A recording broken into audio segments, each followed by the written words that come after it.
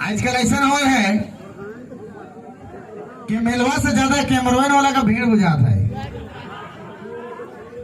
100 रुपया 150 200 हमके पहले दे दे बा, ओकर बादे हम इन्हें हिसाब कर पाए। ठीक है 50 रुपया दे ही आई था बोल दे बाब।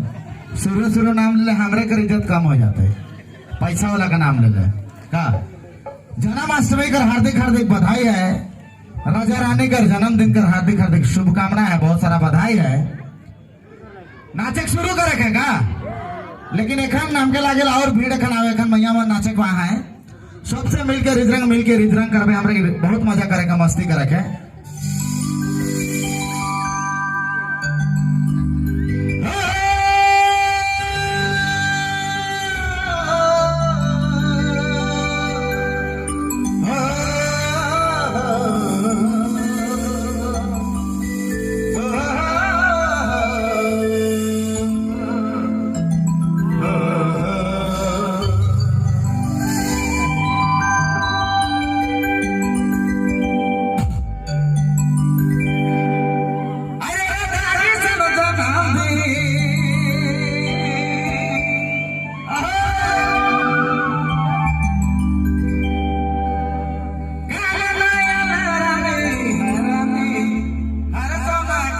जन्मदिन है रे